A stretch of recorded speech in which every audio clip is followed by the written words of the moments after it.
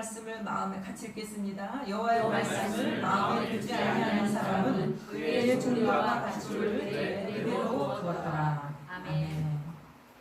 오늘 이제 출애굽기에 또 다른 이제 일곱 번째 재앙인 것 같아요.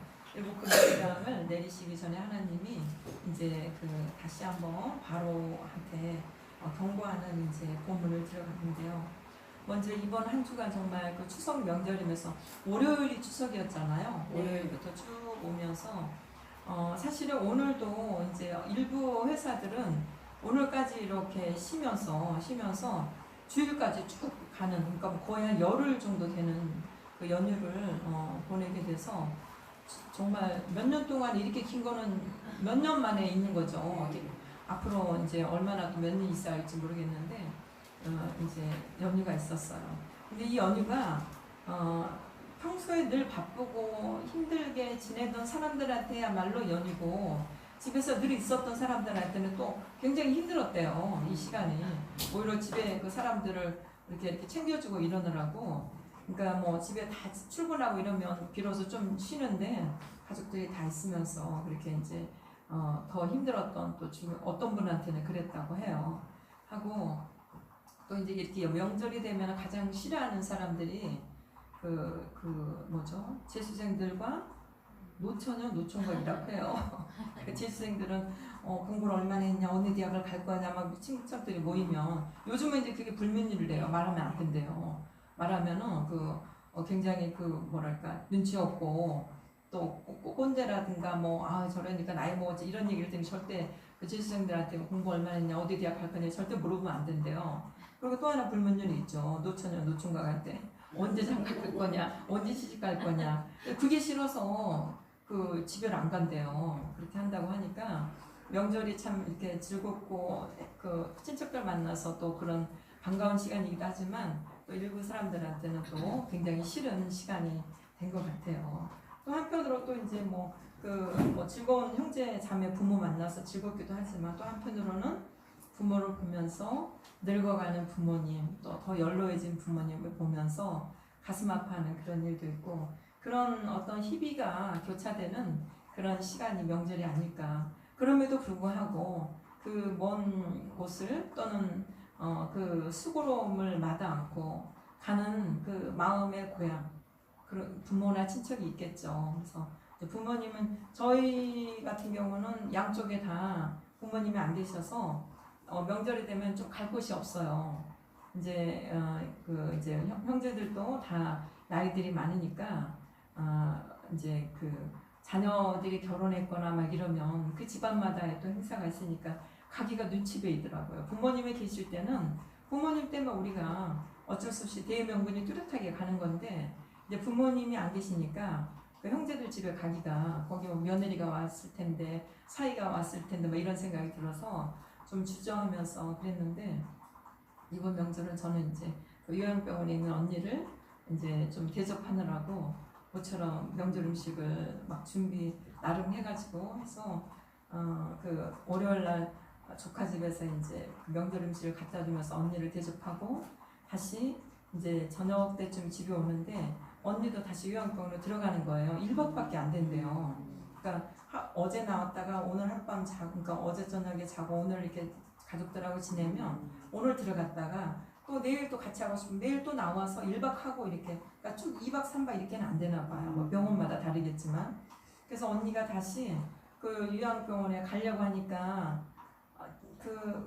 좀 이렇게 마음이 안타까웠는데, 언니가 너무 기쁘게 옷을 갈아입고 나 빨리 가겠다고 이러니까 마음이 좀 가볍더라고요. 가볍고 다행히 거기를 좀 즐거워하고 또 이제 곧 나온대요. 거기서 지금 너무 안 좋아서 잠깐 있는 거고, 그러고 이제 오는데 저녁에 이렇게 집으로 돌아오는데 그날 비가 계속 부슬부슬 내려서 그 비가 오는 저녁에 이렇게 오는데 마음이 참 찹찹하더라고요. 부모님도 안 계시고 또 언니, 이제 늙어가는 언니들을 보면서, 그리고 또 우리 자녀는 저 이국 땅에서 있고 이러다 보니까 오늘 내가 언니를 위해서 이런 수고로움이 좀 있었지만 이렇게 언니도 안 만나고 오늘 이번 명절을 보냈다면 이 비가 오는데 좀 마음이 한편으로는 조금 쓸쓸하지 않았을까 이런 생각이 들면서 제가 웬만해서 그런 사람이 아닌데 나도 늙어가나 좀 제가 웬만해서 좀 그런데 별로 이렇게 정서적으로 그렇게 집에다 가질 않거든요. 근데 나도 늙어가나 보다 이런 생각이 들면서 그래 좀 그런 생각이 들었습니다. 저는 낯선 것을 좋아해요. 그래서 외국에 가서 좀 남들이 다 무서워하는 이런 것도 그게 하나의 경험이라고 약간 좀 그런 게 있어서 그랬던 사람인데 이제 많이 여기 지향기 사랑교회 와서 제가 부드러워졌나 봐요. 그래서 그걸 좀 느꼈습니다. 네. 우리 이제 참 그렇지만 이제 우리가 그런 과정을 통해서도 우리가 하나님의 영광을 드러낼 수만 있다면 우리가 무엇이간데 우리의 개성과 우리의 그 성질을 우리가 유지할 수 있겠어요. 그렇죠? 네. 참 어쨌든 그래도 여러분들이 세상의 가족들과 이제 함께 그 분주한 시간들을 다 뒤로하고 오늘 밤 어떻게 보면 좀 이렇게 좀 약간 늘어져 있을 그런 시간인데도 여기에 나와 주셔서 참으로 감사합니다.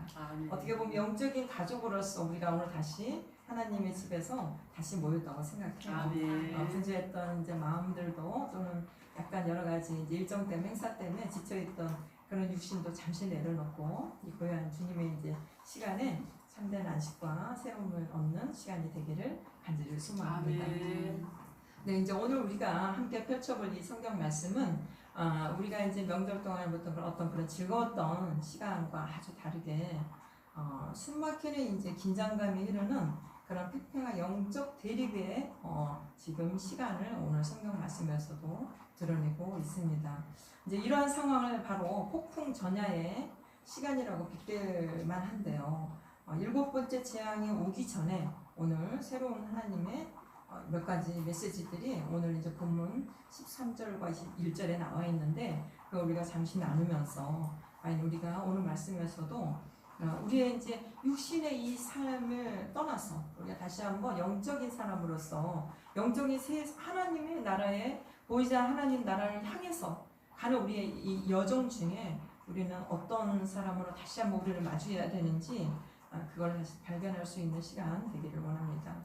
오늘 본문의 장소는 고대 이집트예요. 하나님의 사람 모세하고 세상 권력의 정점인 바로가 맞서서 이제 재앙을 통해서 영적으로 마주하고 있는 이런 어떤 영적 대결의 현장입니다. 우리도 마찬가지예요. 우리도 육신을 갖고서 우리가 여생을 살아가지만 언제든지 우리가 하나님의 사람으로서 세상의 권력의 정점이 그 어떤 거, 회사의 상사일 수도 있고 또는 어떤 사업 현장의 파트너일 수도 있고 또는 어떤 지금 권력이 대단한 어떤 나라의 속국으로 있을 수도 있고 이러한 여러 가지 환경 속에서 우리는 항상 그 환경의 어려움과 힘듦을 통해서 영적으로 또 다른 세상과 우리는 항상 대결하고 있다는 사실을 우리가 잊으시면 안 될 것 같습니다.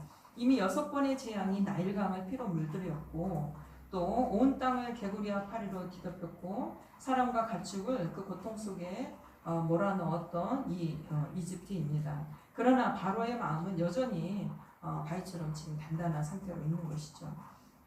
이제 7번째 재앙을 앞두고 하나님께서는 모세를 통해 다시 한번 바로를 찾아가셨습니다.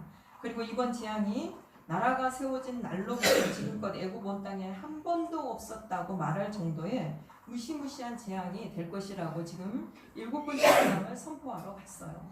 그런데 이 장면을 우리가 다시 한번 자세히 보면은 참으로 이제 좀 놀랍고 좀 영적으로 답답한 어떤 상황이 있다는 걸 우리가 볼 수 있습니다. 7번째 재앙까지 도달하기까지 우리가 이 성경을 우리는 이제 일주일에 한 번씩을 보기 때문에 이러는데 실제 이거를 쭉 읽고 있는 사람이 이제 이걸 읽다 보면 이쯤 와서 약간 답답함이 느껴져요. 영적으로. 전능하신 하나님께서 왜 이렇게까지 하시는 걸까요? 하나님의 백성을 구원하시기 위해 왜 이토록 길고 지루한 과정을 꼭 하나님은 거치셔야 하는지, 마음만 먹으시면 단숨에 바로를 제압하고 모든 상황을 한순간에 끝낼 수 있는 분이 하나님이신데 왜 도대체 이렇게 한 걸음씩 한 번 재앙하고 또 바로를 찾아가고 또 한 번 재앙을 일으켜서 바로가 또 어떤 반응을 하면 알았어 또 있다가 또 바로를 찾아가고 이렇게 하는 건지 우리가 출애굽기 이 재앙의 장면을 쭉 읽다 보면은 약간 좀 답답해요. 하나님 그냥 꼭 이렇게 하셔요. 그리고 도대체 이렇게 이제 하다 보니까 우리가 별로 두려움도 별로 안 느껴지고 이런 어떤 상황에 우리가 좀 느껴질 때가 있어요. 바로 이것이 오늘 밤 우리가 발견할 진리의 하나라고 생각합니다. 이 무서운 심판의 경고 속에 숨겨진 하나님의 깊은 마음과 그분의 진짜 목적이 무엇인지 이제 원문의 말씀을 한 절 한 절 따라가면서 그 비밀에 우리가 문을 열어보는 은혜가 있기를 이 시간 소망합니다. 우리의 이제 이러한 어떤 마음을 알기라도 하듯이 하나님께서는 7번째 재앙을 선포하시기 전에 놀라운 하나님의 자기 고백을 하십니다. 바로 하나님의 멈추어진 손에 대한 이야기입니다. 우리 본문 15절을 함께 읽어보도록 하겠습니다. 15절 한번 같이 읽겠습니다. 시작. 내가 손을 펴서 돌림병으로 너와 내 백성을 쳤더라면 내가 세상에서 끊어졌으나. 네, 이것은 이제 사실은 원문의 뉘앙스를 살려서 다시 한번 읽어보면 이렇다는 거예요. 내가 만일 내 손을 지금 뻗어서 너와 내 백성을 돌림병으로 쳤다면 너는 이미 이 땅에서 끊어졌을 것이다 라는 하나님의 무서운 호통이었습니다. 이것은 단순한 협박이 아니고 히브리 문법상 이제 과거 사실에 반대되는 어떤 가정, 예전에 이랬다면은 라는 어떤 그런 구문으로 나타낼 때 하나님께서 원하셨다면 얼마든지 그렇게 할 수 있었지만 의지적으로 하나님의 의지적으로 하지 않으셨다는 사실을 강조할 때 쓰는 표현이에요. 그러니까 그냥 단순히 안 한 것이 아니라 하나님이 어떤 의지를 갖고 일부러 그렇게 하지 않았다는 것을 지금 원문에서는 이 표현으로 나타내고 있는 것입니다. 하나님은 당신의 전능한 손을 뻗어서 바로와 애굽을 치시는 것을 멈추셨다는 사실을 이 시간 이 말씀 본문을 통해서 잠시 하나님이 암시하고 계시다는 거예요. 내가 이렇게 하려고 했는데 잠깐 멈출 거야. 너 그거 알고 있어? 이렇게 얘기를 하시는 거예요. 그 결과 그들이 땅에서 완전히 사라지는 것, 바로 전멸되는 것을 하나님이 스스로 막으셨다는 거예요. 우리는 하나님의 진노를 생각할 때는 항상 뭔가 부정적인 감정이 막 폭발해가지고 어떤 것을 바로 하나님이 돌격해서 치는 것 같은 상상을 할 때가 있습니다. 물론 그런 표현이 있기도 해요. 하나님이 모세에게도 내가 돌격해서 너를 칠지도 모른다 라는 표현들이 가끔 있어요. 그러나 성경이 말하는 하나님의 진노는 죄에 대해서 거룩하고 공의로운 반응으로 종종 성경에서는 하나님의 진노를 말씀하셔요. 그러니까 하나님의 진노라는 것이 어떤 것을 파괴적으로 무조건 심판하고 이런 것이 아니라 근데 성경의 많은 부분에서 하나님의 진노는 죄에 대해서 거룩하고 굉장히 공의로운 그런 어떤 반응으로 나타날 때가 더 많다는 것입니다. 죄 앞에서는 그 어떤 것도 서지 못하는 것이 당연한 거예요. 바로와 애굽의 제약은 이미 하늘에 닿았고 그들은 하나님의 공의로운 심판 아래에 즉시 소멸되어도 아무 할 말이 없는 것이 사실은 자연스러운 공의였어요. 하나님의 공의. 그럼에도 불구하고 하나님은 심판의 손을 멈추셨다는 사실입니다. 우리가 어떤 죄인이 너무나 극악무도하게 죄를 저지르면 그 사람에 대해서 사형을 내리는 것에 대해서 아무도 그거에 대해서 불만을 제기하거나 어떻게 이럴 수가 있어요 라고 말하지 않는다는 거예요. 지금이 바로 바로가 하나님의 손을 들어서 돌림병으로 다 그 백성을 다 진멸해도 사실은 자연스러웠다는 거예요. 그런데 하나님이 의지적으로 하지 않았다고 15절에서 말하고 계시다는 것입니다. 이것이 바로 우리가 오늘 밤 우리가 붙들어야 할 하나님의 사랑인 하나님의 유보된 진노라는 것에 대해서 우리가 생각해 보아야 한다는 것이에요. 우리가 그저 하나님 뭐 이렇게 7번째, 8번째, 9번째, 10번째까지 꼭 재앙을 하셔야 돼요. 그냥 한 번에 이렇게 싹 쓸어버리세요 라고 말할 수 있다는 거예요. 우리 인간이 하나님이 창조한 이후로 가인의 그 살인부터 시작해서 계속 너무나 악하게 변질되니까 하나님이 홍수로 싹 쓸어버릴 수 있었어요. 그런데 하나님은 어떻게 합니까? 노아의 가족들 8명을 살아남기셨다는 그 사실이 어떤 사람들은 그래요. 아니 하나님 그러지 말고 그냥 다 쓸어버리고 새하늘과 새 땅을 그때 다시 만드셔도 됐을 텐데 왜 그거를 남기셨나요? 어떻습니까? 노아의 가족들이 살아남았지만 여전히 방주에서 나온 노아의 가족은 여전히 죄성이 있었어요. 바로 그 다음 장에서 죄성을 나타내고 있어요. 그렇다면 도대체 이 하나님의 유보된 그 진노, 이것이 왜 있어야 됐었던 것인가? 오늘 이 시간 우리가 한번 살펴보기를 원합니다. 하나님의 백성된 우리 역시 사실은 이 유보된 진노 아래 사실은 오늘도 저와 여러분이 살아가고 있음을 우리는 기억해야 한다는 것입니다. 우리의 죄와 허물을 생각하면 우리는 하루에도 몇 번씩 하나님의 공의로운 심판 아래 소멸되어야 마땅하기 때문입니다. 그러나 하나님은 우리에게도 여전히 아버지의 손을 멈추고 계시다는 사실을 우린 기억해야 합니다. 에레미야가 3장 22절에서 그래서 에레미야 선지자는 이렇게 고백합니다. 여호와의 인자와 긍휼이 무궁하심으로 우리가 진멸되지 아니함이니이다. 아멘. 그렇다면 하나님께서는 왜 아버지의 진노를 유보하고 그 무서운 손을 멈추셨는지 그 이유가 바로 다음 16절에 장엄하게 선포되어 있습니다. 우리 다 함께 16절 한번 읽어보겠습니다. 시작. 내가 너를 세웠으면 나의 능력을 내게 보이고 내 이름이 온 천하에 전파되게 하려 하였습니다. 아멘. 아멘. 여기에서 내가 너를 세웠어 라는 말의 원어 아마드라는 뜻은 굳게 서게 하다, 유지시키다 라는 뜻을 가지고 있어요. 하나님은 바로가 그의 왕자에 서 있도록 허락하신 것을 뛰어넘어서 적극적으로 그를 그 자리에 유지시키셨다는 것입니다. 왜 유지시켰을까요? 바로를 위해서는 당연히 아니었겠죠. 애굽을 위해서도 아니었을지 애굽을 위해서였을지 그건 아무도 모릅니다. 그것은 바로를 통해 하나님의 능력을 보이시고 궁극적으로 하나님의 이름, 여호와의 이름이 온 세상에 자세히 이야기되도록 하기 위함이었어요. 여기에서 이야기되도록 한다는 것은 단순히 어떤 이야기가 전파되는 것이 아니라 마치 책을 쓰듯 상세하게 기록하고 설명하여서 전하여지는 그런 행위를 의미합니다. 곧 입에서 입으로 많은 사람들이 전달되는 것뿐만이 아니라 가슴 속에 새겨져서 남아있어서 그들에게 영원히 기억되기를 원했다는 것이에요. 하나님은 출애굽이라는 거대한 드라마를 통해서 하나님이 어떤 분이신지 그 이름에 어떤 능력이 있는지를 온 세상에 자세히 설명하고 싶으셨던 것입니다. 유보된 진노는 단순한 어떤 시간적 기다림이 아니라 하나님의 자기 계시를 위한 거대한 계획이시고 이집트는 고안된 무대였습니다.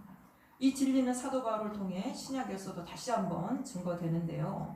사도 바울은 로마서 9장 17절에서 성경이 바로에게 이르시되 내가 이 일을 위하여 너를 세웠으니 곧 너로 말미암아 내 능력을 보이고 내 이름이 온 땅에 전파되게 하려 함이라 하셨으니 하나님은 악조차도 당신의 선한 목적과 영광을 위해 사용하시는 주권자이십니다.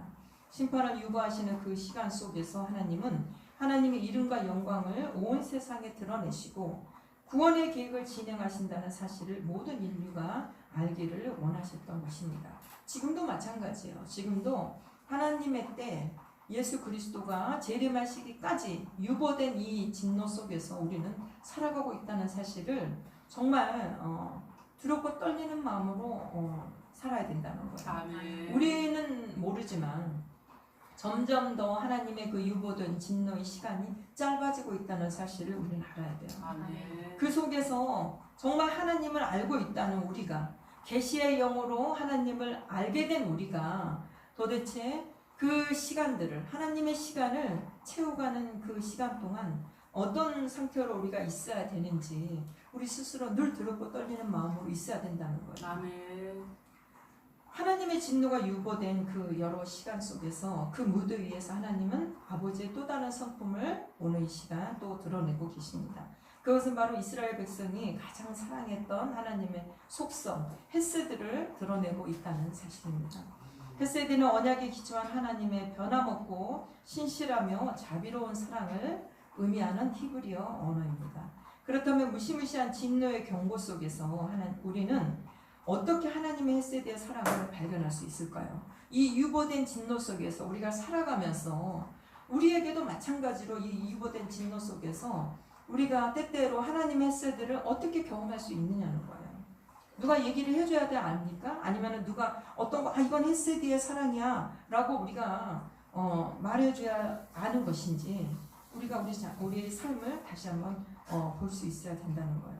첫 번째로 하나님의 헬세드를 발견할 수 있는 하나의 지혜는 우리에게 삶에서 나타나는 경고, 어떤 우리 삶의 고통이나 어떤 삶의 환란 속이나 또는 사람들의 관계 속에서나 우리가 느끼는 이건 하나님의 경고야 라고 느끼는 그 순간 그 경고 자체가 바로 헬세드라는 사실을 우리는 깨달아야 한다는 거예요. 하나님은 예고 없이 심판하시는 분이 아니셨어요. 9장 여기 지금 출애굽기 9장 18절에 보면 내일 이맘때라고 정확한 시간을 못 박아서 경고하십니다. 이는 회개하고 돌이킬 기회를 주신다는 것이에요. 아무런 경고 없이 임하는 재앙은 그저 파괴일 뿐이지만 경고와 함께 오는 재앙은 돌아오라는 아버지의 사랑의 음성이라는 것입니다. 우리는 니느웨 성을 향한 요나의 외침을 기억합니다. 요나가 요나서 3장 4절 또 10절에서 보면 요나가 그 성읍에 들어가서 하루 동안 다니며 외쳐 이르되 40일이 지나면 니느웨가 무너지리라 하였더니 하나님이 그들이 행한 곧 악한 길에서 돌이켜 떠난 것을 보시고 이제 요나가 이렇게 외치니까 거기 짐승부터 모든 그 도시의 백성들이 뉘우쳐서 막 이들이 회개를 하는 거예요. 이걸 보시고 하나님이 그들이 행한 것, 곧 악한 길에서 돌이켜 떠난 것을 보시고 하나님이 뜻을 돌이키사 그들에게 내리리라고 말씀하신 재앙을 내리지 아니하시니라. 이게 바로 요나의 외침에서 우리가 발견했던 하나님의 헬세드였다는 거예요. 하나님은 심판 그 자체가 목적이 아니라는 것입니다. 심판의 경고를 통해서 악한 길에서 돌이켜 생명을 얻게 하는 것이 아버지의 마음이었고 하나님의 계획인 것입니다. 둘째로 하나님은 구체적인 피할 길을 열어주시는 헬세드를 우리에게 항상 남겨놓으신다는 사실입니다. 이것이야말로 오늘 하나님의 진정한 계획이시고 하나님이 오늘 출애굽 여기 상황에서도 진노를 유보하신 그 계획 안에 이 뜻이 있었다는 것입니다. 우리 19절 한번 함께 읽도록 하겠습니다. 19절 읽겠습니다. 시작. 이제 사람을 보내어 내 가축과 내 뜰에 있는 것을 다 모으라. 사람이나 짐승이나 무릇 들에 있어서 집에 돌아오지 않는 것들에게는 우박이 그 위에 내리니 그것들이 죽으리라 하셨다 하라 하시니라. 아멘. 하나님은 그저 회개하라, 그렇지 않으면 죽을 것이다 라고 막연하게 말씀하지 않으셨습니다. 항상 우리 인생에서도 우리가 어떤 환난을 겪을 때 또는 우리가 어떤 우리가 생각할 때 우리 스스로 내가 시험에 빠졌어 라고 할 때 항상 그 전에 아니면 그 이후에 하나님이 그때는 더 우리랑 동행하시면서 우리에게 계속 깨달음을 주신다는 거예요. 단지 우리가 안 들을 뿐이에요. 그게 바로 하나님의 사랑이라는 것입니다. 마치 사랑하는 자녀에게 위험을 알려주듯 오늘 하나님이 또 뭐라고 했어요? 들에 있는 것들을 다 집으로 모아라. 그러면 살 것이다 라고 구체적이고 실천적인 그런 구원의 방법을 하나님은 오늘도 애굽 사람들을 외국 사람들에게도 오늘은 분명하게 제시하셨습니다. 이스라엘 백성만이 아니라 아버지를 대적하는 모든 그런 백성들에게조차도 살 길을 열어주셨다는 것입니다. 이것이야말로 참으로 진정한 하나님의 헬세드의 사랑입니다. 이것은 장차 오실 예수 그리스도를 통한 사실은 구원의 일표입니다. 하나님은 우리에게 그저 죄를 해결해라 라고 명령하신 것이 아니라 우리의 죄를 해결할 유일한 피난처이고 또 유일한 집이신 예수 그리스도를 친히 우리에게 보내주셨기 때문입니다. 내가 문이니 누구든지 나로 말미암아 들어가면 구원을 받고 또는 들어가며 나오며 꼴을 얻으리라. 요한복음 10장 9절에서 하나님은 이렇게 말씀하셨습니다. 진노의 우박이 쏟아지기 전에 피난처로 들어오라고 외치시는 하나님의 음성, 바로 이것이 오늘 본문 속에 남겨진 심판 속에 담긴 하나님의 헬세드의 사랑이었습니다. 이제 비로소 결단의 공은 애굽 사람들에게 넘어갔어요. 하나님의 유보된 진노 속에서 하나님의 헬세드가 담긴 구원의 길은 이제 분명하게 제시되었습니다. 이제 남은 것은 하나님의 경고를 받은 애굽 사람들의 반응이 남아있을 뿐입니다. 그런데 이제 여기서 우리가 발견할 수 있는 것은 놀랍게도 6번의 재앙을 겪는 동안 애굽의 지도층 안에서도 변화가 일어나고 있었음을 오늘 성경은 본문에서 언급하고 있습니다. 본문 20절과 21절은 그들의 운명이 어떻게 갈라서는지 극명하게 보여주고 있습니다. 우리 20절과 21절 같이 함께 읽겠습니다. 시작. 하루의 신하 중에 여호와의 말씀을 두려워하는 자들은 그 종들과 가축을 집으로 피하여 들였으나 여호와의 말씀을 마음에 두지 아니하는 사람은 그의 종들과 가축을 들에 그대로 두었더라. 아멘. 여기서 두 부류의 사람이 등장합니다. 한 부류는 여호와의 말씀을 두려워하는 자들인 것입니다. 히브리어에서 야레라는 야레라는 그 히브리어 단어는 단순한 이제 공부가 아니라 하나님의 권위와 능력을 인정하고 그 앞에서 자신을 낮추는 경외함을 의미합니다. 이 경외함은 즉각적인 순종으로 이어졌습니다. 그들은 하나님의 경고를 듣고 자신의 종들과 재산인 가축들을 안전한 집으로 피신시켰습니다. 성경은 일관되게 이 경외함이 사실은 지혜의 근본이라고 말하고 있습니다. 반면에 다른 한 부류는 여호와의 말씀을 마음에 두지 않는 자들이었습니다. 언어로 로, 삼, 리보라는 어떤 그런 히브리어 뜻이 있는데 여기서 이제 그의 마음을 거기에 두지 않았다라는 뜻의 이게 사실 히브리어 관용어라고 해요. 즉 하나님의 말씀을 들었지만 그는 그의 마음에 두지 않았다 이런 뜻이에요. 그들이 하나님의 말씀을 이 하나님의 사랑의 이 경고를 들었음에도 그들은 하나님의 말씀을 중요시 여기지 않고 무시하며 마음에 담아두지 않았다는 것입니다. 그들은 교만과 불신으로 하나님의 경고를 흘려들었고 그 결과 그들의 모든 종들과 가축은 맹렬한 우박 아래에서 죽음을 맞이해야 했습니다. 결국 구원과 심판을 가른 것은 그들의 국적이나 신분이나 명예가 아니었어요. 바로 살아있는 하나님의 말씀에 대한 순종과 불순종의 태도였습니다. 말씀을 경외함으로 받고 순종했는가 아니면은 교만함으로 마음에 두지 않고 무시했는가에 따라 그들의 운명은 빛과 어둠으로 갈라섰습니다. 이는 오늘 우리에게도 동일하게 적용되는 영적 원리입니다. 하나님의 말씀이 선포될 때 그것을 경외함으로 받아 삶으로 순종하는 자는 생명의 열매를 맺게 되는 것입니다. 그 말씀을 마음에 두지 않고 무시하는 자는 결국 심판을 피할 수 없게 된다는 것이죠. 오늘 우리는 출애굽기 9장의 무서운 재앙의 경고 속에서도 이러한 하나님의 두 가지 마음을 속성을 발견했습니다. 첫째, 자신의 영광을 온 세상에 드러내기 위해 죄인들을 향한 심판을 기꺼이 미루시는 하나님의 유보된 진노를 우리는 오늘 발견했습니다. 둘째로 그 유보된 시간 속에서 원수에게조차도 피할 길을 열어주시는 또한 하나님의 놀라운 신실하신 사랑 헤세드를 발견했습니다. 마지막으로 그 구원의 초청 앞에서 말씀으로 경외하는 자와 마음에 두지 않는 자의 운명이 갈라서는 것도 우리는 오늘 똑똑히 목도했습니다. 사랑하는 성도 여러분, 오늘 우리가 살아가는 이 시대 역시 하나님께서 그의 진노를 유보하고 계시는 은혜의 시간이라는 것입니다. 아멘. 세상은 지약으로 가득하고 하나님의 공의로운 심판이 당장 임해도 이상하지 않지만 하나님이 여전히 참고 기다리고 계신다는 것입니다. 왜 그렇겠습니까? 한 영혼이라도 더 피난처로 돌아오기를 기다리시는 헤세드의 사랑 때문입니다. 아멘. 이것을 위해서 우리도 기도하고 있지 않습니까? 아멘. 11월 16일 날 한 영혼이라도 이곳에 와서 잠깐 그냥 억지로 아니면은 그냥 마지못해서 오는 그 발걸음이라 할지라도 이곳에 와서 하나님의 이 헤세드의 사랑을 경험하고 그가 여기서 하나님을 만난다면 우리의 모든 수고, 우리 인생의 모든 수고가 참으로 열매 맺는 시간이 될 것입니다. 아멘. 그 시간, 그 한 영혼 때문에 우리가 하나님 앞에 갔을 때 착하고 충성된 종아, 너로 인해서 그가 그날 나를 만났도다. 참으로 너의 상급이 크도다. 이런 것을 소망하며 우리 또한 그 한 영혼이라도 피난처로 돌아올 수 있도록 통로가 돼야 된다는 것을 우리가 다시 한번 생각하는 오늘 시간이 되었습니다. 아멘. 그리고 하나님께서는 애굽 사람들에게 집이라는 피난처를 주셨듯이 오늘 우리에게는 영원하고 완전한 피난처신 예수 그리스도를 다시 한번 우리에게 보내주셨음을 우리가 이 시간 다시 감사함으로 깨닫게 됩니다. 아멘. 이제 우리에게 남은 질문은 하나입니다.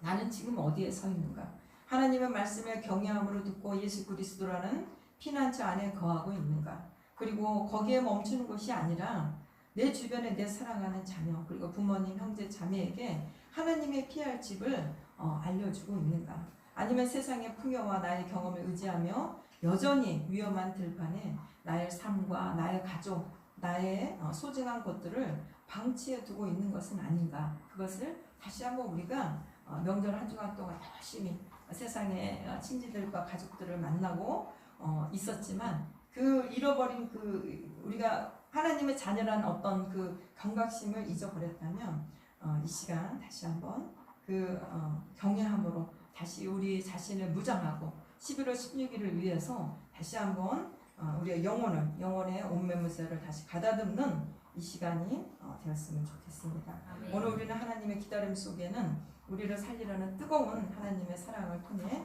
나의 가족, 사랑하는 형제, 자매 그리고 이웃들에게 그 사랑이 흘러가도록 거룩한 통로가 되어야 된다는 사실을 다시 한번 발견하게 되는 것 같습니다. 아멘. 그리고 다시 한번 하나님의 햇새들을 기억하면서 하나님의 심판이 아닌 영원한 생명과 구원의 기쁨을 누리는 우리 모두가 되어질 수 있도록 그리고 간절히 결단하며 하나님의 거룩한 공동체 피할 방주가 되어 다 함께 하나님의 보좌로 나아가는 그 시간까지 영원한 영적 가족을 위해서